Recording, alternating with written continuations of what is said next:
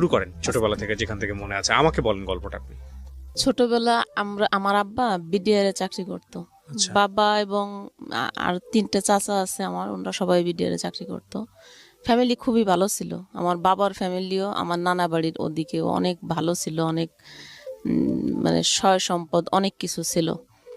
তারপরে হচ্ছে আমার ছোটবেলা যখন আমার জন্মের আগে আমার আব্বা চাকরি ছাড়ে দেয় মানে উনি কি অসুস্থ হয়ে পড়ছিল শুনছি আমার মার কাছে, তার জন্য চাকরিটা ছাড়ে দেয়, আমাদের গ্রামে থাকে এসে। তো আমরা গ্রামে থাকছি খুব ভালো। আমাদের গ্রামে আমার আব্বা চাকরি ছাড়ে দেওয়ার পরে একসঙ্গে যে টাকা পায় না, একসঙ্গে সরকারি চাকরি করলে, হ্যাঁ, পেনশনের আগে আর কি, ওই টাকা পাইয়ে উনি আবার 2টা গাড়ি কেনে। তো একটা ড্রাইভার দিয়ে চালায় আর একটা নিজেই চালাতো। বেশ টাকা ইনকাম করছে তখন। তারপরে যখন আমার 5 বছর বয়স তখন আমার বড় বোনের বিয়ে হয়। তো আমার বড় বোনের বিয়ে হয়েছে, আমার বড় দুলাভাই খুব একটা ভালো মানুষ ছিল না, মানে আমার আব্বা তারে পছন্দ করতো না। আর আমার দুলাভাইও আমার আব্বাকে খুব একটা পছন্দ করতো না। তখন থেকেই ওনাদের দুইজনের বেশ ভালো মনোমালিন্য ছিল। তো শ্বশুর আর জামাইয়ের মধ্যে, হ্যাঁ হ্যাঁ, শ্বশুর আর জামাইয়ের মধ্যে। তারপরে যখন আমার 13 বছর বয়স, আমি ওই ছোটবেলা থেকেই দেখছি যে ওনাদের সঙ্গে ভালো সম্পর্ক না। তো আমার যখন 13 বছর বয়স, আমি তখন ক্লাস 9-এ পড়ি। আমরা খুলনাতে ছিলাম, গ্রামের থেকে আমরা খুলনায় চলে গেছিলাম। আমার আব্বা যখন গাড়ি চালাতো খুলনায়, আমরা তখন খুলনায় সেটেল হয়ে যাই। তারপরে আমার ওই বোন একদিন আমার মারে এসে বললো যে ওরে একটু, উনি আবার চাকরি করতো, আমার বড় বোন চাকরি করতো, ঢাকায় আসবে কি জানি ট্রেনিং এ। তো আমার মারে বলতেছে যে ওরে একটু নিয়ে যাই, আমার 2টা বাচ্চা, ওদেরকে দেখাশোনা করবে, ও থাকলে একটু ভালো হবে। তারপরে ঠিক আছে, আমার আব্বা অবশ্য দিতে চাইনি, কারণ তো আমার দুলাভাইরে তো আমার আব্বা এমনি পছন্দ করে না। তো মায়া লাগতেছে, দেশে বলছে কি ঠিক আছে যাও, নিয়ে এসে ভাইয়া 2-3 দিনের ভিতরে, আমি মাত্র 7 দিন ওই বাসায় থাকছি। তো ওই 7 দিনের ভিতরে উনি আমার বিয়ে ঠিক করে ফেলে। আমি কিছুই জানি না, আমি কিচ্ছু জানি না। বিয়েটা কে ঠিক করে? বাবা? না, আমার ভগ্নিপতি। আপনার পরিবার পারমিশন ছাড়া বিয়ে ঠিক করে কিভাবে? হ্যাঁ, এই তো ওনার বাসায় নিয়ে আসছে, হ্যাঁ, ওনার বাসায় নিয়ে আসছে। আমারে বলছে যে আমার বোন নাকি ঢাকায় আসবে ট্রেনিং এ চাকরির জন্য। আমার বোন নিজেই গেছে খুলনায় আমাদের বাসায় আর কি। যাই মারেও কথা বলার পরে মা আমাদের দেশে আসলাম। আসার পরে 7 দিন থাকছি। এই 7 দিনের ভিতরে আমার বিয়ে ঠিক করে ফেলছে। বিয়ে ঠিক করছে এমন একটা লোকের সঙ্গে যার মা নাই, বাবা নাই, ছোটকাল থেকে রাস্তাঘাটে মানুষ হয়েছে, ঘর নাই, বাড়ি নাই, মানে কিছু নাই তার। আর সবচেয়ে বড় কথা হচ্ছে নেশাগ্রস্ত। এই কথাটা কিন্তু আমার আপা এবং দুলাভাই দুইজনেই জানতো যে সে নেশা করে বা তার এরকম কিছুই নাই। তাও আমার দিয়ে দিল। আমার কাছে একটু জিজ্ঞেসও করেনি। আপনার বয়স কত ছিল ওই সময়? আমার তখন 13 বছর বয়স। আপনার বাবা জীবিত, মা জীবিত, এদের অনুমতি ছাড়াই? হ্যাঁ, তাদের অনুমতি ছাড়াই। মানে আমার বোন আমাদের সংসারে পুরো গার্জিয়ান ছিল, নেতাগিরি করতো খালি, মানে খুব মাতুকবাড়ি করতো আমাদের সংসারে। তারপরে তো আমার ওইভাবে আমিও জানতাম না যে আমার বিয়ে। আমি দেখি কি বাজার সাজার করতেছে, খুব আয়োজন। তারপরে আমার আপার একটা ননদ হয়, চাচাতো ননদ, ও আইসা আমারে বলতেছে, কয় তোর না বিয়ে জানিস। আমি ওদের কাছে জিজ্ঞেস করি কি ব্যাপার, এদের বাড়ি এত আয়োজন কেন, কি সমস্যা? কয় কি কোনো সমস্যা না, তোমার বিয়ে। আমি বলছি কোথায়, কবে, কার সাথে, কি বিয়ে? তারপরে আমার বোন তো মানে খুব ভয় পাইতাম ওনারে, বড় বোন রে খুব ভয় পাইছি। কোনো কথা ওনার সামনে বলার মতো সাহস আমার না, শুধু আমার ফ্যামিলিতেই কারোর ছিল না। তারপরে আর যখন আমার বিয়ে হয় তখন আবার আমার আব্বা অসুস্থ হয়ে পড়ছিল, প্যারালাইজড, এক সাইড বাতিল হয়ে গেছিল। তো আব্বা তখন অসুস্থ, আর উনি তখন সংসারের গার্জিয়ান। তারপরে বিয়ে, এখন ওনার মধ্যে তো কথা বলার কোনো সাহস নাই, ঠিক আছে যা করতেছে করুক। তারপরে বিয়ে দিয়ে দিল ওইভাবে। বিয়ে দিয়ে ভাইয়া একটা ঘর ভাড়া নিয়ে দেশে, সেই ঘর শুধু 4টে বেড়া, আর কিছু নাই তার ভিতরে। আপনার বাবা জানতো না ওই সময়টাতে যে আপনার বিয়ে দিচ্ছে? না, আমার বাবা জানছে অনেক পরে, আমার বিয়ের প্রায় 15 দিন পরে আমার মা বাবা জানছে। সবাই, আমার ফ্যামিলির সবাই জানছে যে বিয়ে দিয়ে দিচ্ছে। তারপরে এখন আমি ঘুমাবো কিভাবে, রাত্রেবেলা নিয়ে গেছে। আমি যাই দেখি আমার স্বামী যে উনি ঘরের ভিতরে ঘুমায় আছে, আর আমি পার কাছে সারা রাত বসে থাকলাম। উঠে আমার একটু জিজ্ঞাসা করলো না যে আমি কে, কোথা থেকে আসলাম বা কিছু কিছু না, সে ঘুমাচ্ছে। তারপরে আজান দিয়েছে ফজরের, আমি নামাজে গেছি। নামাজে যাই আমি আরেক ঘরে যেয়ে শুয়ে আছি। এটা হলো আমার আপার শ্বশুর বাড়ি, বসে প্রথম রাতটা কাটলো। আচ্ছা। পরের দিন আমাকে গোপালগঞ্জ শহরে একটা বাসা ভাড়া নিয়ে আসছে, ওইখানে থাকলাম। রাত্রেবেলা কিসে ঘুমাবো, পানি পিপাসায় জান বেরোয় যাচ্ছে, একটু কিছুতে পানি খাবো এরকম। তখন অ্যাভেলেবল কিন্তু বোতলও পাওয়া যেত না, পানির বোতল, সে অনেক আগের কথা। 89 সালে আমার বিয়ে হয়েছে। তারপরে একটা চাপ কল ছিল, ওই কলের থেকে হাত দিয়ে যায় পানি খাইতাম। আর রাত্রেবেলা ঘুমালাম কিসে, একটা মাদুরও নাই, একটা বালিশ নাই, তো গাড় থেকে একটা ওন্না তাই বিছাইয়ে মাটিতে ওইভাবে ঘুমাই থাকলাম। এরকম 7 দিন থাকলাম ওই বাসায়। 7 দিন থাকার পরে আমার বোন আসছে, আইসে আমারে দেখে খুব কান্না টান্না করতেছে আমারে দেখে। মানে আমার চেহারা এমন হয়ে গেছে যে আমার চিনার উপায় নেই, মশায় আমার এরকম করছে যে কামড়ে টামড়ে আমার মনে হচ্ছে আমি মরে যাবো, এরকম অবস্থা। আর ওই লোকটার সঙ্গে বিয়ে দিয়েছে, ও আমার সঙ্গে তেমন কথা বলে না, ও সারাক্ষণ ওই নিশামেশা নিয়েই থাকে। আমি মরে গেলাম না, ড্রাইভার ছিল, বাসের ড্রাইভার। আচ্ছা। বিয়ে করছে, 2টা শাড়ি, একটা একটা আয়না, একটা চিরুনি, এইসব দিছে। তাও ওই মানুষের কাছ থেকে টাকা উঠাইয়ে এইভাবে। তারপরে আর তখন তো আর ফোন ছিল না যে আমি আমার মা বাবার সঙ্গে যোগাযোগ করব কিভাবে, কোনো ফোন ছিল না। আর আমারে কি করতো, দিনের বেলা ঘরের ভিতরে তালা মারি থুয়ে যাতো গাড়ি চালাইতে, রাত্রে 9টা 10টার দিকে আসে, তখন তালা খুলতো। কি বলেন? আর বাসায় কেউ ছিল না? হ্যাঁ, অন্য অন্য ভাড়াটেরা থাকতো, ওদের ধারণা ছিল যে আমি চলে যাবো, ওইরকম একটা ছেলের সঙ্গে আমি থাকবো না, এই জন্য সে তালা মেরে যেত। এই জন্য তালা মেরে রাখতো। এইভাবে 11 মাস রাখছে আমার এরকম তালা বন্ধ করে। আর আমার আপা মাঝে মাঝে যায় দেখে আসতো আমারে। তারপরে 11 মাস ওইরকম ভাবে আমি থাকলাম। এর ভিতরে আমার মা বাবা যখন জানলো যে আমার এরকম বিয়ে দিয়ে দিয়েছে, 15 দিন পরে জানছে, 1-1.5 মাস পরে আমার মা আর আমার আব্বা আমার বাসায় আসছে আমার দেখার জন্য। দেখে আর কি করবে, তখন তো আমার আব্বাও অসুস্থ, এক সাইড পড়ে গেছে, হাঁটতে চলতে অনেক কষ্ট হয়, আমার মারে নিয়ে আসছে। তো দেখে আর কি করবে, ঠিক আছে যা হবার হয়েছে। কিন্তু আমার আব্বা ওনার একদমই পছন্দ করে নেই। আমার আব্বা ছিল খুবই অন্যরকম মানুষ, খুবই ভালো মানুষ ছিলেন। তারপরে পছন্দ না করলেও এখন আমারে তারপরে আমার মা বুঝাইছে যে থাক, কপালে যা ছিল হয়েছে, যাই যা হোক মাইনে নে, কি করবি আর। তারপরে মাইনে নিলাম। এরকম আস্তে আস্তে এক একদিন গাড়ি চালায় আসে, একটা হাতে ভাতের হাঁড়ি কিনি, একটা কড়াই কিনি, এরকম করে করে কিছু কিছু জিনিসপত্র কিনলাম, 2টা বালিশ, একটা কাঁথা, এরকম কিনে টিনে কোনো মতে সংসার করতেছি। এর ভিতরে আমার বোন এসে আমারে বলতেছে যে এই জায়গায় আর থাকা লাগবে না, ওনার শ্বশুর বাড়ি আমারে নিয়ে যাবে। ওনার শ্বশুর বাড়ি, ওনাদের একটা কাচারি ঘর আছে, ওই ঘরে নিয়ে আমারে রাখবে। তারপরে ঠিক আছে। ওর আমার স্বামী আমার আপার কথা ছাড়া চুল পরিমাণও এদিক ওদিক যাইতো না, সে যা বলতো উনি তাই শুনতো। সে যে বলছে যে আমার বাসায় যাইতে হবে, ঠিক আছে চলো, নিয়ে গেছে। ওইখানে রইছি, সারাদিন গাড়ি চালাতো। তখন খুব বেশি টাকা পেতো না, 175 টাকা 100 টাকা এরকম বেতন পাইছে। তাতে তো অনেক আগের কথা, তাতে সংসার চলেও আমি কিছু কিছু টাকা জমাইছি। এইভাবে বেশ কিছুদিন ওনার কাছে থাকছি, কিন্তু আমার কাছে 1 টাকাও দেয়নি কখনো। ওই যে খাইতে টাইতে যা লাগছে, বাজার টাজার আনছে, আর যা টাকা জমছে সব আমার বোনের কাছে। তো এরকম করতে করতে আমার প্রথম একটা ছেলে হলো, ছেলেটা মারা গেল। তারপরে আরেকটা ছেলে যখন হবে, আমার মনে হয় 6 থেকে 7 মাস হবে পেটে, তখন আমার বিয়ের 1 বছর পরে আমার আব্বা মারা গেল। আমার আব্বা মারা যাওয়ার পরে তো আমার বড় ভাই আর আমার মেজো ভাই, আমার যে বড় 2টা ভাই, আমরা তো 5 ভাই বোন, আমার বড় 2টা ভাই আর বোন একটা, তারপরে আমি, আমার পরে আরেকটা ভাই। তো এই যে আমার বড় 2টা ভাই, এই 2 ভাই মিলে, মেজোটা একটু কম, বড়টা বেশি, আমাদের যা কিছু ছিল সংসারের, টাকা পয়সা, ধন সম্পদ, গাড়ি বাড়ি, সব কিছু তছনছ বেচে কিনে, মানে কি যে করছে সে নিজেও আমরা জানি না কেউ। অথচ এই যে বাড়ি বিক্রি করছে, গাড়ি বিক্রি করছে, সব টাকার ভাগ কিন্তু আমার মেজো ভাই, আমার বড় ভাই, আমার বড় আপা, আমার বড় বোন, এরা সবাই পাইছে, এদেরকে দেছে। কিন্তু আমারে আর আমার ছোট ভাইরে কিচ্ছু দেয়নি।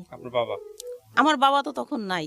কে দেয়নি এটা? আমার বড় ভাই 2 জন, যে আমার বড় বোন, এই 3 ভাই বোনে মিলে আমাদের যত সম্পদ ছিল সব নষ্ট করছে। বড় ভাই বেশি করছে, বড় বোন বেশি না। বাড়িটা শুধু বড় বোন বিক্রি করছে। আর গ্রামে ধানের জমি থাকে না, এই জমি ছিল অনেক, আমাদের প্রায় 30 বিঘার মতো, এইগুলো সব আমার ভাই বিক্রি করছে। তো তখন এক পর্যায়ে আমাদের সংসার এমন অবস্থা যে এখন আমার মা না খেয়ে মারা যায়, এরকম পরিস্থিতি হয়ে গেল। আমার 3টে ভাই থাকতে, আমার ছোট ভাইটা তখন ছোট, ও কোথায় গেছে, ও হারাই গেছে, ওরে খুঁজেও পায় না কেউ। তারপরে এরকম করতে করতে আমার বড় বোন গ্রামে অনেক টাকার দিনা হয়ে গেল। আচ্ছা, অনেক টাকার দিনা হয়ে গেছে। তখন আমার ছেলেটা পেটে, বাচ্চা হবে, আমি তো ওনার বাড়িতেই থাকি। তো উনি আমারে বলতেছে কি যে ওনার স্বামী আবার তখন চিটাগাং থাকতো, বলে কি আমি চিটাগাং চলে যাব, আমি অনেক টাকার দিনা হয়েছি, এখন এই সবাই দিনাদাররা খুব চাপ দিচ্ছে, আমি আর এখানে থাকতে পারবো না, তো তুই এখন কি ব্যবস্থা করবি কর, কোথায় যাবি কি করবি কর। তখন আমি কি অবস্থা, আমি মানে দিশাহারা হয়ে গেছি, আমি কি করব এখন, আমার এই অবস্থা।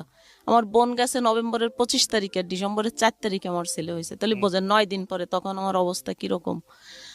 তারপরে আমি কোনো উপায় না পাইয়ে যাই আমার বড় ভাইরে ধরলাম যে দাদু আপনি হচ্ছে একটা ঘর ভাড়া নেন, আমার এখন এই অবস্থা, আমি একটু সুস্থ হই, তারপরে দেখা যাবে একটা কিছু করব। তখন আমার স্বামীরও চাকরি নাই, ওই নেশা টেশা করে, এ দেখে ওই ড্রাইভার একবার অ্যাক্সিডেন্ট করছে, পরে মালিক নামাই দিচ্ছে, আর ওর গাড়িটাই দেয় না। তো এরকম স্ট্যান্ডে ঘুরে ঘুরে বেড়ায়, কেউ একটা কাজ করালো 20 টাকা দিল, এইভাবে চলতেছে। আর আমিও ওরকম কষ্ট করে চলি। তারপরে আমার বড় ভাই একটা ঘর নিল, ওইখানে আমার ছেলেটা হইলো। ছেলে হওয়ার পরে 1.5 মাস আমি আমার ভাইয়ের বাসায় থাকলাম। তারপরে বললাম যে ঠিক আছে, তাহলে উনি বললো যে ঠিক আছে চলো আমরা এখন আলাদা একটা বাসা নিই, ছোটখাটো দিয়ে। আমরা ঠিক আছে বাসা নিলাম একটা ছোট দেহে। তো বাসা মানে কি, একজনের বাড়ি এলি রান্না করে, সেই রান্নাঘরের এক পাশেও রান্না করে, আর এক পাশে ছোট্ট একটা ঘর, 150 টাকা ভাড়া। তখন আমি ওই রুমে যেয়ে থাকলাম, ওই রান্নাঘরের একটা পাশে আর কি। আমার ছেলেটারে নিয়ে ওইখানে উঠলাম। তো উঠার পরে ওই করে না, ও কাজ করে না কোনো, স্ট্যান্ডে যায় ঠিকই, যখনই ওর নিজের নেশা করার টাকাটা হয়ে যায় তখন আর সে কোনো ইনকাম, তখন আর সে থাকে না, স্ট্যান্ডে চলে আসে। আর আমি ওরকম না খাইয়ে থাকি, কান্নাকাটি করি, কত মানে খুবই কষ্ট করি, যে কি বলবো, যে আমি এমন দিন গেছে যে আমি 3 দিনেও একবেলা ভাত পাইনি, ভাত খাইনি, ওরকম না খেয়ে পড়ে থাকতাম। আর বাচ্চাটা এমনভাবে কাঁদতো, বিরক্ত করতো, ওরে কিছু খাওয়াইতে পারি নাই। তো এরকম করতে করতে বাচ্চারা যখন একটু হাঁটা শিখছে, ওই রকম কষ্ট 2 বছর করছি। 2 বছর পরে ছেলে যখন হাঁটা শিখছে, এখন তো ও একটু খাইতে পারে, খাবে, এখন কি করব, কোনো উপায় দেখি না আমি। আর মানুষের কাছে চাওয়া চাই, ভাই আমার ভীষণ খারাপ লাগতো, নিজেরই খারাপ লাগতো যে আমরা সারা জীবন, আমার বাপরে দেখছি, আমার আব্বা সারা জীবন মানুষেরই দান করছে, সবাই সবকিছু দেশে, আর আমি সেই ঘরের মেয়ে হয়ে আমি কিভাবে মানুষের কাছে হাত পাতবো, আত্মীয় স্বজনের কাছে যাই হাত পাতবো, আমি চাই না। আমার আত্মীয় স্বজন কিন্তু সবাই অনেক পয়সাওয়ালা, অনেক, কেউ গরিব না। আমি কারোর কাছে লজ্জায় যেতাম না, কারোর সঙ্গে কোনো যোগাযোগও করতাম না, ওইভাবে থাকতাম। প্রিয় শ্রোতা, আমরা এই জায়গাটায় ছোট্ট একটা বিরতি নেব এবং বিরতির পর আবারও ফিরে আসবো জীবন গল্পে। যাওয়ার আগে আপনাদেরকে বলতে চাই, ঢাকা এফএম এর আরও একটি ইউটিউব চ্যানেল, যেখানে আপনারা জীবন গল্প এবং সিক্রেটস অনুষ্ঠানের ভিডিওগুলো দেখতে পারবেন। আমাদের এই চ্যানেলটি আপনারা সাবস্ক্রাইব করুন। আমাদের চ্যানেলটির ঠিকানা হচ্ছে www.youtube.com/iloveDhakaFM, ILOVE love DHAKAFM। চ্যানেলটিতে গিয়ে আপনারা সাবস্ক্রাইব করুন। আমার এই অনুষ্ঠানগুলোতে যদি আপনি অংশগ্রহণ করতে চান, আমাদেরকে ফোন করবেন। আমাদের ফোন নাম্বারটি হচ্ছে 09611904904। আমি আবারও বলছি 09611904904। ওকে, ছোট্ট একটা বিরতি। জীবন গল্প, জীবন গল্প, জীবন নাটকের চেয়েও নাটকীয়।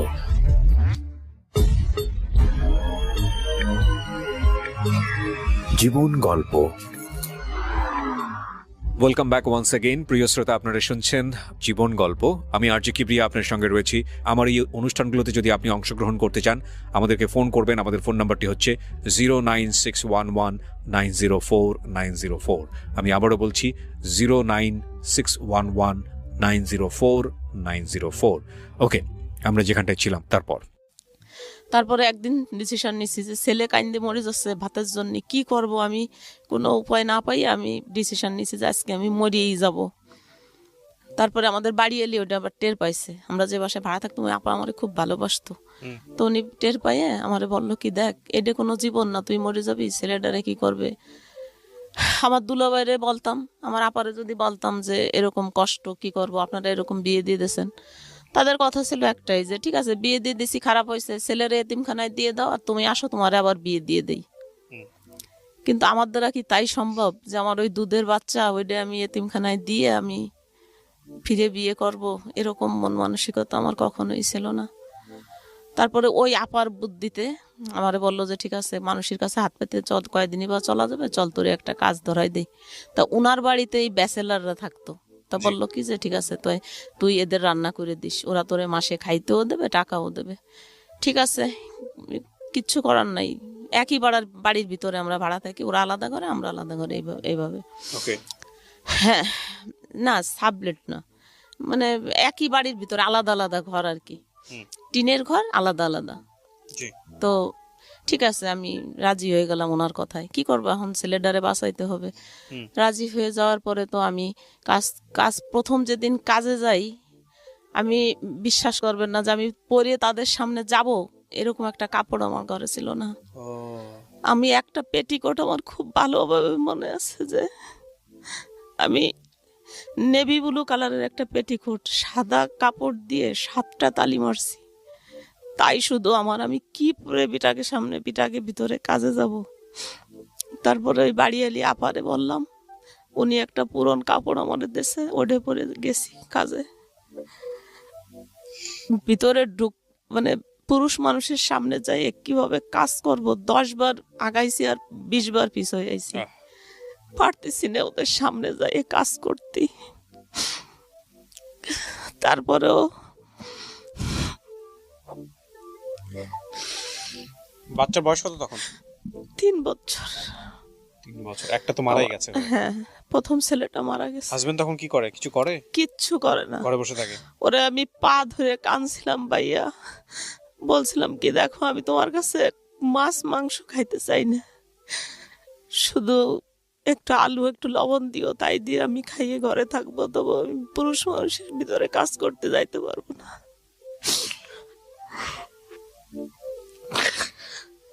কিন্তু তাও আমারে কখনো দেয়নি।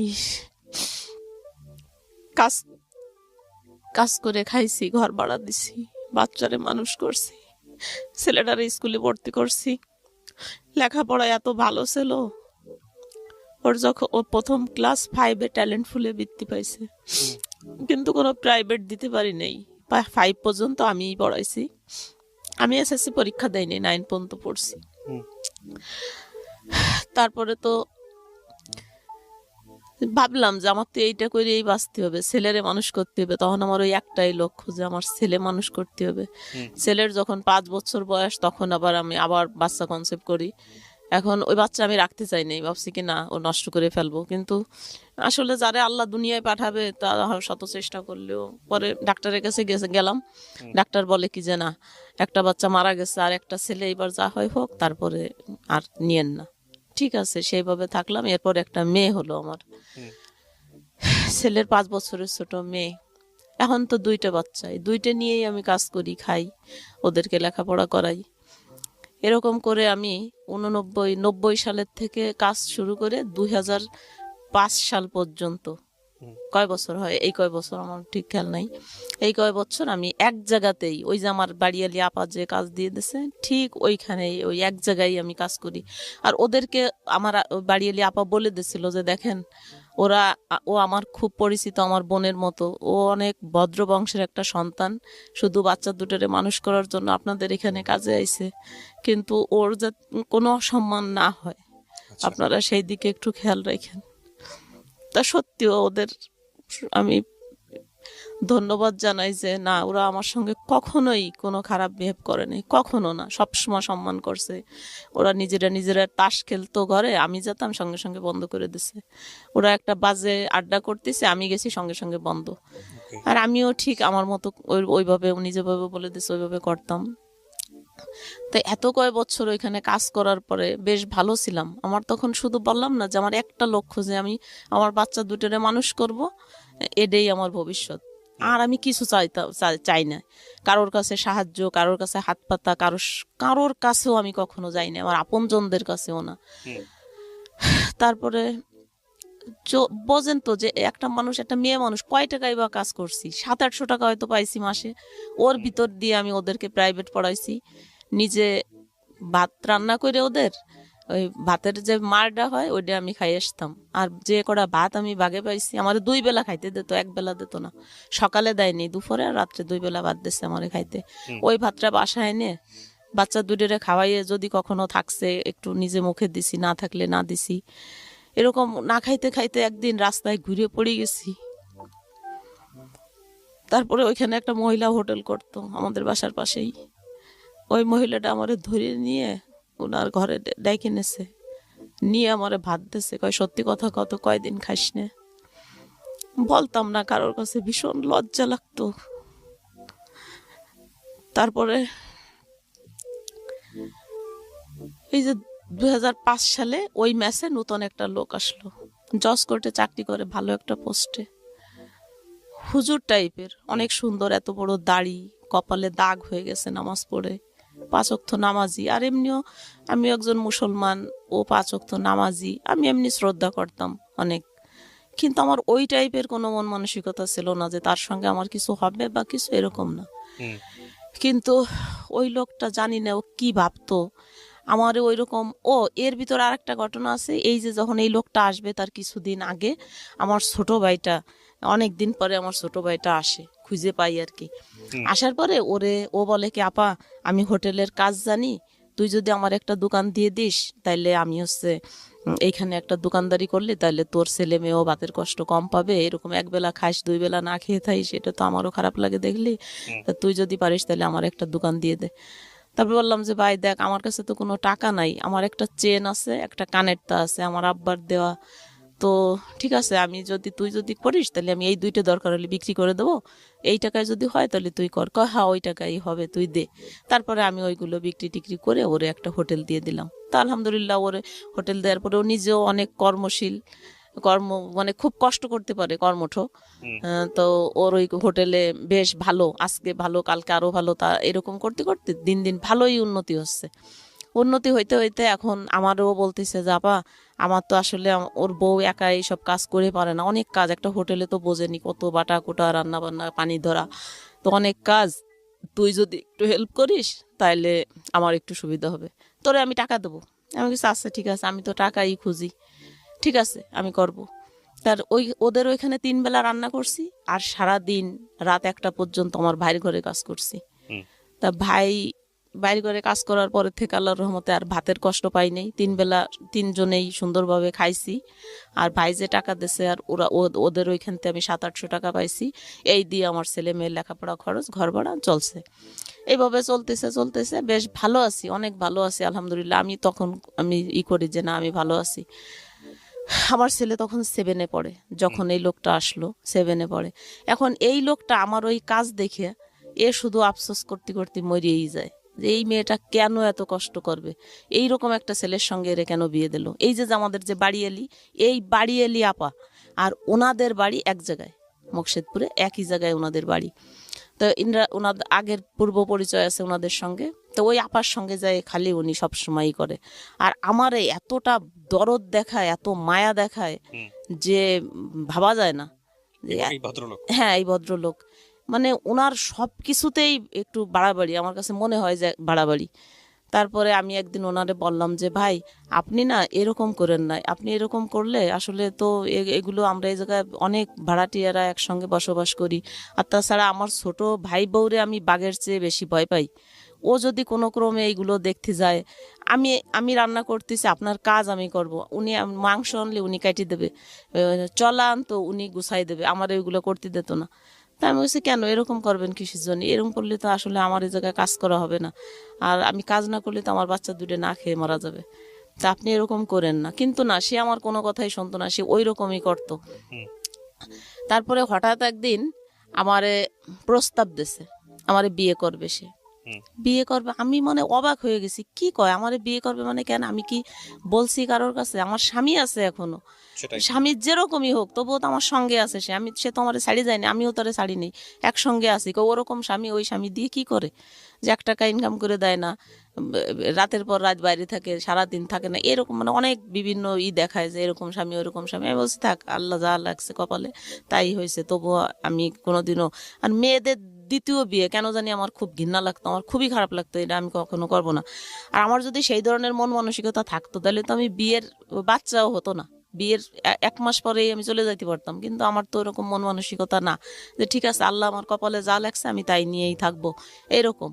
কিন্তু ও আমারে এত ডিস্টার্ব করতো সব দিক দিয়ে, খালি বলতো কি ঠিক আছে কাজ কি কি বিয়ে করা লাগবে না, তাহলে কাজ বন্ধ করে দিতে হবে, আবার কাজ করতে পারবেন না, কাজ করেন না। তখন আমার সাথে আপনি আপনি করে কথা বলে, আপনি কাজ করেন না, আপনি কেন কাজ করবেন? আপনি কি হোটেলে কাজ করা মেয়ে?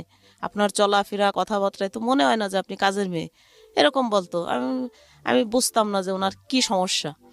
তারপরে ওই বাড়ি এলে আপারে দিয়ে একদিন প্রস্তাব দেয়, এরে দিয়ে প্রস্তাব দেয়, ওরে দিয়ে প্রস্তাব দেয়, ওনার মেয়েদের দিয়ে প্রস্তাব দেয়।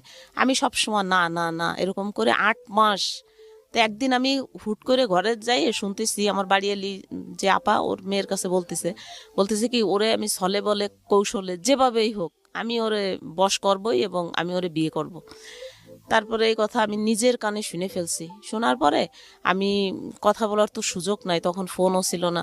তো আমি বলছি কি ভাই, একটা চিঠি লিখছি, আমি বলছি ভাই দেখেন আপনি আমার অন্তত পক্ষে আমার বাচ্চা দুটির দিক তাকাইয়ে আপনি আমারে ক্ষমা করেন, এরকম আপনি করেন না, তাহলে কিন্তু আমার বাচ্চা নিয়ে আমার আত্মহত্যা করা লাগবে।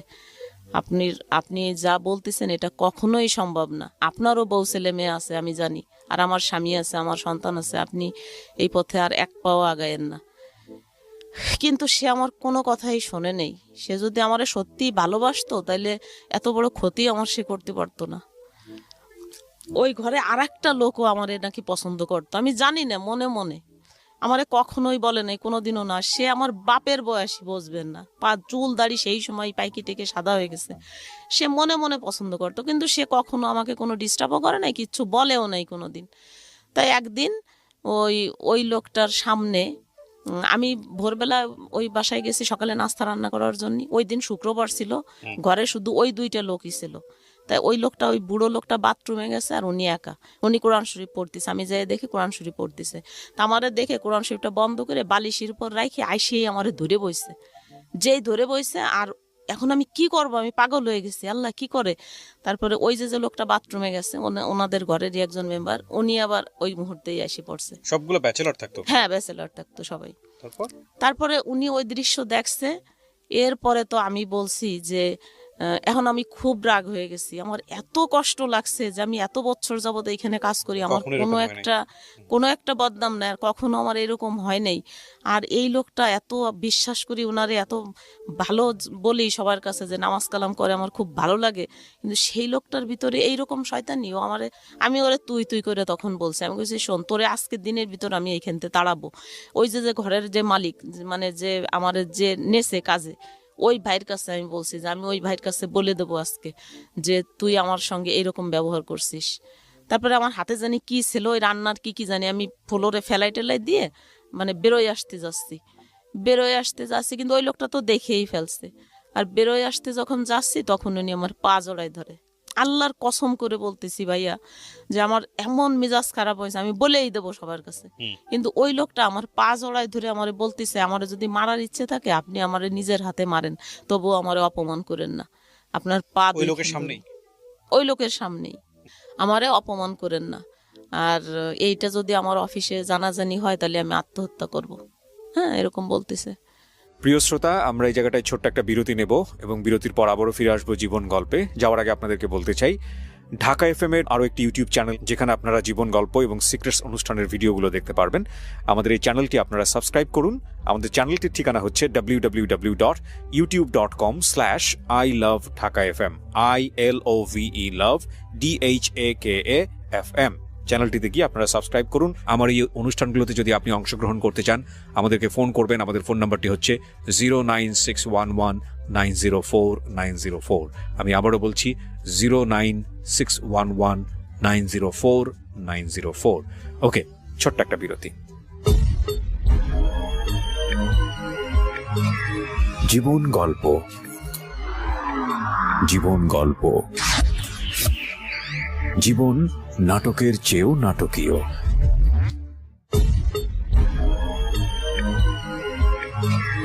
জীবন গল্প। Welcome back once again. প্রিয় শ্রোতা, আপনারা শুনছেন জীবন গল্প। আমি আরজে কিবরিয়া আপনার সঙ্গে রয়েছি। আমার এই অনুষ্ঠানগুলোতে যদি আপনি অংশগ্রহণ করতে চান, আমাদেরকে ফোন করবেন। আমাদের ফোন নাম্বারটি হচ্ছে 09611904904। আমি আবারও বলছি 09611904904। ওকে, আমরা যেখানটায় ছিলাম তারপরে তো আমি তখন আর রান্না বান্না কিচ্ছু করিনি, রাগের চোটে ঘরের থেকে বেরোয় আইছি। বেরোয় আসার পরে ওই যে লোকটা যে যার সামনে এইসব হয়েছে, উনি আবার ব্যাংকে চাকরি করতো, ভালো একটা পোস্টে উনিও চাকরি করতো। তো ওই লোকটা এসে আমারে বলতেছে যে আপা, আপনারে আমি কিছু টাকার ব্যবস্থা করে দেব, ওই যে আপনার সঙ্গে এই ব্যবহার করছে, তো আপনি আমি জজ সাহেবের কাছে যাই, আপনারে নিয়ে বিচার দেবো ওর বিরুদ্ধে, আপনি বলবেন। উনি কে ছিল? উনি কি উকিল ছিল? না না, উনি উকিল ছিল না, উনি ব্যাংকে চাকরি করতো। আর এই যে লোক, এ হলো পিসকার ছিল। পেশকার ছিল? হ্যাঁ। দাড়িওয়ালা ভদ্র হ্যাঁ হ্যাঁ হ্যাঁ পেশকার ছিল? হ্যাঁ, পেশকার ছিল। না, তখন পেশকার ছিল না, তখন মনে হয় ক্যাশিয়ার ছিল, পরে প্রমোশন হয়ে পিসকার হয়েছে। আচ্ছা। তখন ক্যাশিয়ার ছিল জজ কোর্টের। তারপরে আমারে বলতেছে উনি যে আপনি হচ্ছে যাইয়ে আমার সঙ্গে জজ কোর্টে যাবেন, যাইয়ে জজের সামনে এরকম বলবেন যে উনি আপনার সঙ্গে এই এই করছে। কিন্তু আমি আমার মারে যেয়ে বলছি কথাগুলো, যে মা আমি আমি সামলাতে পারিনি, যে আমার স্বামী যদি আজকে ভালো হতো তাইলে তো আর আমি ওই ঘরে কাজ করতে যাইতাম না, এই ঘটনার জন্ম হতো, আর এই ঘটনারও জন্ম হতো না। আমি খুব কান্না করতেছি ঘরে যাইয়ে, আমার মার সামনে আমার মারে বলছি সবকিছু। পরে যখন ওই লোকটা এই প্রস্তাব দিয়েছে যে আপনি জজ কোর্টে যাই এই কথা বলবেন, তো আমার লজ্জা লাগছে যে না, আমার নিজের কথা আমি কিভাবে যাই এরকম বলবো জজ কোর্টে, জজের সামনে। কয়েক আপনাদের নগদ 50,000 টাকা এখন দেব, আর 1 মাস পরে আরো 1 লাখ টাকা দেব, আপনি যাইয়ে আপনার কিচ্ছু বলা লাগবে না, শুধু আমি যা যা বলে আসবো, আপনি শুধু জজের সামনে যেয়ে বলবেন যে স্যার, ইমাম ভাই যে কথাগুলো বলছে সব সত্যি, শুধু এতটুক কথা আপনি বলেন। তারপর আমি বলছি তাহলে আপনি কি বলবেন? আমি বলবো আপনার পেটে বাচ্চা, আপনারে উনি এরকম এরকম খারাপ। আমি বলছি কি না না, এত বড় মিথ্যে কথা আমি বলতে পারবো না। উনি এত খেপছিল কেন? উনি খেপছিল, উনি নাকি আমারে পছন্দ করতো। উনিও পছন্দ করতো? হ্যাঁ, উনিও পছন্দ করতো, কিন্তু এই কথাটা উনি কোনোদিন বাস্ট করে নাই, এই লোকটা বলার পরে হলো উনি বাস্ট করছে। আচ্ছা। তারপরে ওই লোকটারও কিভাবে পছন্দ করে আমার আমি বুঝি না। সে আমার বাপের বয়সী, তার আমার চেয়েও বড় ছেলে মেয়ে আছে, জামাই নাতি পুতা সব আছে, তারপরে সে এইগুলো কিভাবে ভাবে আমি বুঝি না। তারপর আমি অনেক শ্রদ্ধা করতাম লোকটারে, আমার বাবার হিসাবে দেখতাম এরকম। তারপরে জজ কোর্টে যে এই কথা বলতে বললো, আমার এরকম টাকা নিয়ে এসে ঘুষ দেবে এসে, আমি বলছি কি না, আমি তো এত লোভী না ভাই, আর আমি টাকার জন্য মিথ্যে কথা বলতে পারবো না। ওই লোকটা তো আসলে আমার সঙ্গে আর কিছুই করে নেই, জাস্ট আপনি যেটুকু দেখছেন আমার একটু ধরছে, এই এতটুকুই, এর বেশি কিছু না। আমি কিভাবে এত বড় মিথ্যে কথা বলবো, আমি পারবো না এটা। এই কথা বলার পরে কয় আপনি চেষ্টা করে দেখেন, এখনো সময় আছে, আপনারে আমরা ওর সাথে বিয়ে দিয়ে দেব। আমি বলছি না, আমি তো ওর সাথে বিয়ে করব না, তো আপনি কি বিয়ে দেবেন? তারপরে অনেকবার উনি বলছিল জজ কোর্টে যায় ওর সম্মান টম্মান নষ্ট করার জন্য। আমি বলছি কি না, আমি যাব না, এত বড় মিথ্যে কথা আমি বলবো না। আর আমার মাও নিষেধ করলো। আমার মা বললো কি না, ছেলেটা নামাজ কালাম পড়ে, তারপরে যেভাবে তোর হাত পা ধরে মাপ চাইছে, একটা মানুষ মাপ চাওয়ার পরে আর কিছু থাকতে পারে না, তুই ওরে ক্ষমা করে দে, আর তোর ওইখানে কাজ করা লাগবে না। এই কথা বললো। তুই আমার ছোট ভাইয়ের কথা বললো যে তুই ওর ঘরে করতেছিস, ওইখানেই কর। তারপরে ঠিক আছে, ওইখানের কাজ বন্ধ, আর যাইনি এরপরের থেকে। আর এই ঘরে কাজ করতেছি, আমার ভাইয়ের ঘরে। তারপরে আমার ওই যে জিনিসটা আমি উনারে অনেকবার বলছিলাম, ওই ব্যাংকার বাইটারে, যে ভাই দেখেন, আপনার হাতে পায়ে ধরি আপনি এই কথাগুলো আমার আর কারোর কাছে বলেন না, যা হবার তা তো হয়েছে, আমি তো আপনাদের এখানে কাজ ছাড়িয়ে চলেই যাচ্ছি, তাহলে তো ওর সঙ্গে আমি তো আর জীবন আপনার ঘরের দরজায়ও আসবো না, তাহলে তো আর আমার কিছু বলতে পারবে না। তো কিন্তু থাকে, এই জিনিসটা চাপা থাক, এটা বলার দরকার নেই, আমার ছেলে মেয়েরা এখন বড় হয়েছে। তারপরে উনি কিন্তু আমার সেই কথাটা শোনে নেই। উনি যাইয়ে আমার ভাই ভাবি মানে বাড়ির যত লোক ছিল সবার কাছে উনি এই কথাটা বলে দিছে। ওহো। ভাইয়া বিশ্বাস করেন যে আমার তো এখানে কোনো দোষ ছিল না, তাই না? তো আমি ওইখানের কাজটা তো ছাড়িয়েই দিয়ে আসলাম। আমার শেষ আশ্রয় আমার ভাইয়ের ঘর। আমার ভাইও আমার ওই সময় বের করে দিল, বের করে দিছে। একবার একটু জানতে চাই নাই যে আমার কতটা দোষ আর আমি কত অসহায়। আমার যদি ওই মুহূর্তে বের করে দেয়, আমি 2টা বাচ্চা নিয়ে কোথায় যাব, কি খাবো, ওদেরকে কি খাওয়াবো, এটা চিন্তা করে নেই। আমার যখন ঘরেতে বের করে দেয় তখন আমার কাছে 10টা টাকা ছিল। আপনার হাজবেন্ড তখনও কিছু করে নাই? না, তখনও কিচ্ছু করতো না। তারপরে ওই 10টা টাকা আমি কি করব, 2টা বাচ্চারে 2 পাশে নিয়ে মাঝখানে আমি শুয়ে ওদের জড়ায় ধরে বুকের ভিতরে এত জোরে চিৎকার করে কাঁদছি আর শুধু আল্লাহরে বলছি, আল্লাহ সারা জীবন সৎভাবে থাকলাম, সততা নিয়ে চলছি, মানুষ মেসে কাজ করে ভাত ফেলাই দেয় আর আমার 2টা বাচ্চারে আমি 3 বেলা খাওয়াইতেও পারি নাই। এই আমার সততার পুরস্কার এরকম।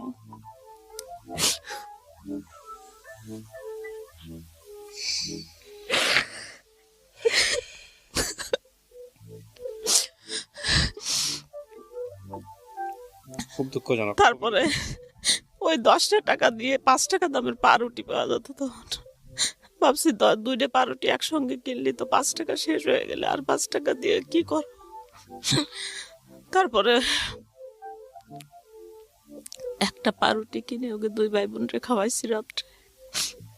সকালবেলা কি করব, ওই 5 টাকা ছিল, ওই 5 টাকাও শেষ, সকালে খাওয়াইছি, আর কিছু নাই। তারপরে ওই বাড়িয়ারির ঘরে একবেলা চাইছি, দেখ আমার ছেলে মেয়ে 2 ক্ষুধায় মরে যাচ্ছে, ওদের দিকে আমি তাকাতে পারি না, নিজের পেটেও তো ক্ষুধা, কি করবো, মানে তখন আমি কোনো উপায় পাই না, আমি কি করব এখন। ওই লোকটার কি হইলো? হ্যাঁ, ওই লোকটা তখন ওই রকমই আছে।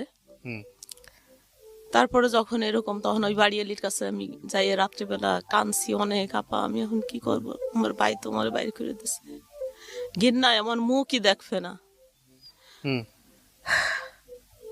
কয় কি, যখন বদনাম শোনার দিন ছিল বিয়ের আগে বা বিয়ের পরে, তখন জীবনে কোনোদিন কিছু শুনি নেই, আর এখন এই বয়সে 2টে ছেলে মেয়ে, ছেলে ক্লাস 7-এ পড়ে, এখন এই কি কথা, মানে এই ওরা সহ্য করতে পারিনি। তোরা আগে করিস নাই কেন, আগে কত তোরে আমরা বলছি যে বিয়ে দেবো, তুই কখনো রাজি হইস নাই, আর এখন এই বয়সে এইরকম ছেলে মেয়ে বড় হয়ে গেছে, এখন এগুলো কি শুনলাম। এই হলো ওর ঘৃণা আমার ভাইয়ের। আমার ভাইও খুব নামাজ কালাম করে, এগুলোও পছন্দ করে না। তারপরে বের করে কি যাওয়ার, এখন আমি বাড়িয়ালির সঙ্গে যে আলাপ করলাম, জাপা আমি কি করবো এখন। আপনার হাজবেন্ডের বাসায় ছিলেন না আপনি? হ্যাঁ। তাহলে ভাই কেন বের করে দিবে? হাজবেন্ড বের করে দিয়েছে, মানে ঘরের থেকে বের করে না, আমার ভাইয়ের ঘরের থেকে, আমি যে কাজ করি ওর ঘরে, ও কাজের থেকে বের করে দিল। আচ্ছা, এখন আমি তো ওকে আপন ভাই ছিল? হ্যাঁ, আমার আপন ছোট ভাই। আপন ছোট ভাইয়ের ঘরে আপনি কাজ করতেন, ওইখান থেকে ও টাকা দিত? হ্যাঁ হ্যাঁ। ওই দোকানটা আবার আমার গয়না বিক্রি করে দিয়া যাই হোক দিয়ে দিছিলাম। তারপরে তো ওই ভাইয়ের ওই আমি এখন আমি ঘর ভাড়া দেবো কি দিয়ে, আমি তো বাইরে করে কাজ করি, টাকা দেয়, আমি টাকা বেতন পাই, আমার ছেলে মেয়ের লেখাপড়ার খরচ দেই, ঘর ভাড়া দেই, খাই ওর ঘরে। তো আর ওই যে কাজটা, ওটা তো ওই গ্যাঞ্জামের পরে আমি এমনিতেই নিজের থেকে এই শাড়ি দিয়ে চলে আসলাম, যে ভাই যা দেবে ওতেই চলবে, আমি তারপরে আমি এই জায়গায় অসৎ ভাবে এই জায়গা থাকবো না, এই অসৎ লোকের কাছে, এরকম ভাবে চলে আসলাম। পরে ওই বাড়িয়ালি বলল ওই লোকটারে, এই পিসকারে, যে আপনি দেখেন তো কি একটা কাজ করলেন, আর আজ আপনার জন্য এখন ও বলতেছে যে ওর বাচ্চাদের নিয়ে ও মারা যাবে, ওর তো কোনো উপায় নাই। আর এই গোপালগঞ্জ শহরে আমাদের সবাই চেনে, আমি তো বাইরে যেয়ে কোনো কাজ করতে পারবো না, আর বাইরে কি কাজ করব, আমি লেখাপড়া জানি না, এসএসসিও পাশ করি নেই, এসএসসি পরীক্ষা দিতে চাইছিলাম কিন্তু ওই লোকটা আমার দিতে দেয়নি, সবাই বুদ্ধি দিত যে স্কুলে পাঠালি চলে যাবে, এই সেই, এই জন্য লেখাপড়া করে। হ্যাঁ। তারপরে ওই ওনারা যখন এইসব বললো, তখন উনি বললো কি, জাপা ঠিক আছে, আমার জন্য যখন ওর এত বড় ক্ষতি হয়েছে, ওর কাজ নাই, ছেলে মেয়ে নিয়ে এরকম না খেয়ে মরে যাচ্ছে, তাহলে আপনি এক কাজ করেন, আমি ওরে বিয়ে করব, দেখেন এখন ও রাজি হয় নাকি, এখন তোর কোনো উপায় নেই, এখন তো রাজি হওয়াই উচিত। তারপরে ওই বাড়ি এলে এসে আমার অনেক বোঝাচ্ছে, অনেক, যে দেখ ওই ছেলেটারে আমি চিনি, ও অনেক ভালো। তাই বলছি ভালো, তো ও আমার সঙ্গে এরকম করলো, ওর তো বউ ছেলে মেয়ে আছে, ও কেমন ভালো, তাহলে আবার বিয়ে করতে চাই, কি ভালো আপনার কাছে? কয় কি না, ওর বউর হলো প্যারালাইজড, এক সাইড প্যারালাইজড না, জাস্ট ও অসুস্থ ছিল, ডাক্তারের কাছে এনেছে, ডাক্তার নাকি কি ভুল ট্রিটমেন্ট করে এরকম বিছনায় পড়া। তো তো ছেলেটা অনেক ভালো, আর আমি দেখছি খুব ভালো, সত্য কথা বলে, নামাজ কালাম করে, এইটুক দেখছি আর কি। বাড়ি কি আছে না আছে তা তো আর জানি না। তারপরে এইসব বলার পরে বাড়ি এলে এরকম বোঝাচ্ছে, আমি একবার এক মনে করে ঠিক আছে রাজি হয়ে যাই। এখন কি করবো তাহলে, ছেলে মেয়ে নিয়ে কি মরে যাব? আর ছেলে 7-এ পড়ে ওর, আর ছেলেটা ক্লাস 5-এ ট্যালেন্টফুলে বৃত্তি পাইছে, মেয়েটা এত ভালো ছাত্রী। আমার ছেলে এবং মেয়ে দুইটাই ক্লাস 1 থেকে 10 পর্যন্ত ওদের এক রোল ছিল, কখনোই ক্লাসে দ্বিতীয় হয়নি, এত ভালো ছাত্র। আর এত সুন্দর চেহারা আমার বাচ্চা দুইটার, যে না দেখলে আসলে বিশ্বাস করা যায় না। দুইটা ছেলে মেয়েরই এত সুন্দর দেখতে, এত সুন্দর মেধা। তা আমি কিভাবে এখন ওদের লেখাপড়া চালাবো, আমি কি করব? আমি দিশাহারা হয়ে গেছি, কোনো উপায় নাই। একটা মেয়ে অসহায় হইলে যা হয় আর কি। তারপরে এখন আমি বলছি কি যে ঠিক আছে, আমার বোন, আমার ওই আপা বলতেছে যে দেখ, ও আর যাই হোক বেঈমান না, ও যাই করুক, কিন্তু তোরে কোনোদিনও ফেলবে না, তোরে ও রাখবে। আর তোর আর ছেলে মেয়ে বড় হচ্ছে, এখন কিভাবে চলবি তুই? আর তোর ভাইও তো তোরে বের করে দিল, আর তো কেউ কোনো সাহায্য সহানুভূতি করে না। তাহলে হাজবেন্ড কোথায় তখন? হাজবেন্ড সাথেই, হাজবেন্ড তো কি হাজবেন্ড, ও সকালবেলা যাবে, রাত 12টার সময় ঘরে, আসলে আসলো, না আসলে নাই। আইসে একটু খাইছো নাকি খাও নেই, কোনোদিন জিজ্ঞেসও করে নেই ছেলে মেয়েরে। ও আইসেই ওর নেশা নিয়ে ব্যস্ত। কি দিয়ে নেশা করতো? গাঁজা খাইতো, গাঁজা। এগুলোর কোনো ভ্রুক্ষেপ নাই তার? না না, এগুলো কোনো ভ্রুক্ষেপ নাই। এগুলো ভ্রুক্ষেপ থাকলে কি আমার জীবন আজকে এই পর্যায়ে আসে? তারপরে কি হলো, কি বললেন? তারপরে এরকম করে করে একবার মনে মনে ভাবি যে রাজি হয়ে যায়, আবার ভাবি কি না, কিভাবে সম্ভব, আমার ছেলে মেয়ে কি ভাববে, আমার আত্মীয় স্বজন কি ভাববে, আমার ফ্যামিলিতে কারো কোনো মেয়ের 2 বিয়ে নাই, আমি কি করব? আর এদের নিজের অভাব, না খাওয়ার যন্ত্রণা, ছেলে মেয়ের মুখের দিকে আর তাকাতে পারি না। আমার ছেলে যেদিন বৃত্তি পরীক্ষা দিতে গেছে ভাইয়া, একদিনে 2টা পরীক্ষা হয়েছে। আমার ছেলে যখন 5টার সময় পরীক্ষা শেষ হয়েছে, রাস্তার পর ঘুরে পড়ে গেছে ক্ষুধার যন্ত্রণায়।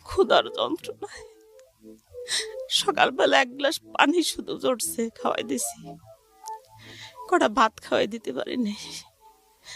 এই ছেলে মেয়ে নিয়ে এখন আমি কি করব? কোনো উপায় না দেখে তারপরে আমি এক পর্যায়ে রাজি হয়ে গেলাম। তারপরে আমি বললাম কি আপা, আমি কেন জানি বিশ্বাস হয় না আমার, যে ছেলে মানুষ তো আমার কেন জানি বিশ্বাস হতে চায় না। তারপরে ওই কথা আবার ওর কাছে ওই আপা বলছে ফোনে, ওনার আবার ফোন ছিল, আমার ফোন ছিল না। তো বলছে, বলার পরে কয় ঠিক আছে, কিভাবে বললি বিশ্বাস করবে? আপা আমি আপনার বাসায় আসতেছি। আপার বাসায়, আপার ঘরে আইসে রাত 2টা বাজে, আর ওই আপা আমারে আইসে ডাকতে, আইসে আমারে ডাকি নিয়ে গেছে। আমি গেছি, যাই দেখি উনি ওনার ঘরের ভিতরে বসা।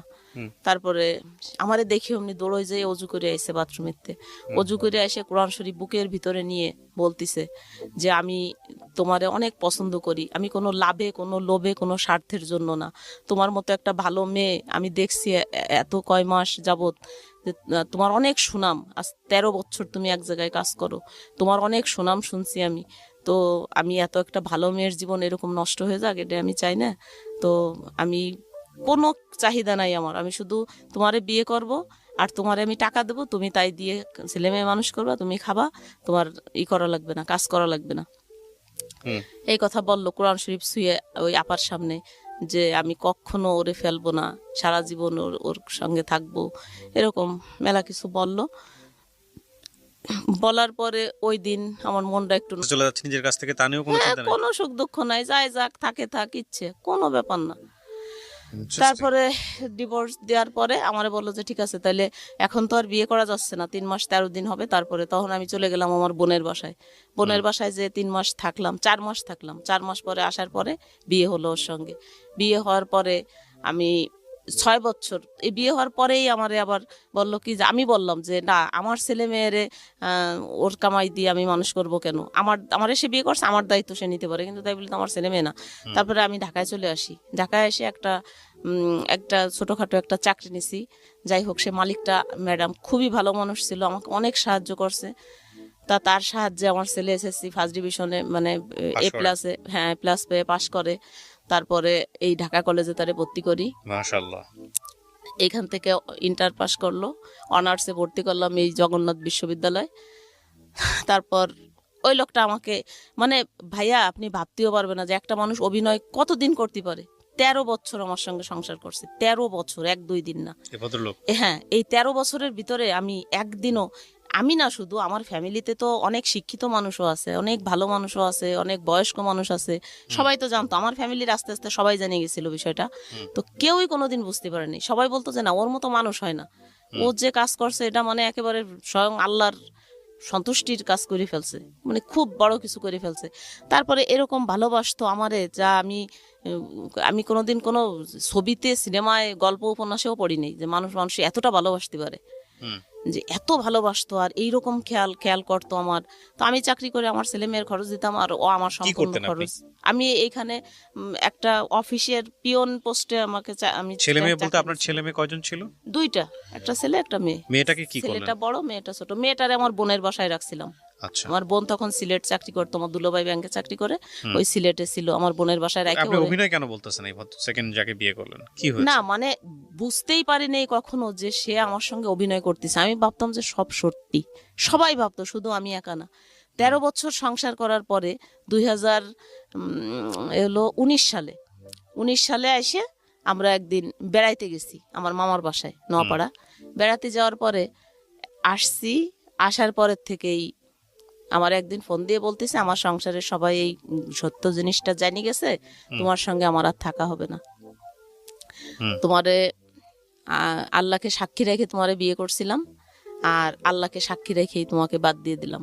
এক কথাতেই? এক কথাতেই। কত বছর সংসার করার পরে? 13 বছর। তারপরে তো এইভাবে বাদ দিয়ে দিল। এরপরে আজ 4 বছর হয়ে গেছে, একটা ফোনও কোনোদিনও আর করে নেই, আর আমিও আর কোনো বাড়াবাড়ি করি নেই এটা নিয়ে। তারপরে আমার যে কাবিনটা দিছিল, 10 লাখ টাকা কাবিন করছিল, কাবিনের কফিটা ওই এনে দিছিল। পরে আমি ওই কাবিনের কফিটা নিয়ে, আমার কেউ বুদ্ধি দিয়েছে যে আপনি এভাবে হবে কেন, এটা করবেন কিসের জন্য, আপনি যে কেস করেন, এই করেন সেই করেন। তো আমারও খুব খারাপ লাগতো, অনেক খারাপ লাগতো যে আমি কি করব। তারপরে একদিন গেছি একটা ইসের কাছে, যে যারা রেজিস্ট্রি করে না, ওনার কাছে গেছি। উনি কাবিনটা দেখে বলতেছে এটা দি ভুয়া, কাবিনটা ছিল ভুয়া। তারপরে যাই হোক, তখন আবার ছেলে একটা কাজে ঢুকলো, যে কি কাজে, লোড। আপনি আমাকে জাস্ট একটা জিনিস একটু বলেন, আমি গল্পের শেষের দিকে চলে আসছি। আপনার ছেলেটা এখন কি করে? ছেলেটা এখন ওই যে লোড আর বিকাশ আছে, লোড বিকাশ এগুলোর একটা দোকান ছিল ওর। তো ভালোই ইনকাম করতো, আমরা ভালোই চলছি, মোটামুটি ভাবে চলছি ভালোই। কিন্তু আর এক বিশ্বাসঘাতকরে এরকম বিশ্বাস করে আমার ছেলে তার নিজের ভাইয়ের মতো বিশ্বাস করতো। ওই বিশ্বাসঘাতক সমস্ত টাকা পয়সা, ইভেন এর ভিতরে আমার মেয়ের 2 লাখ টাকা আছে, আমার মেয়ের 2 লাখ, আর আমার ছেলে। হ্যাঁ।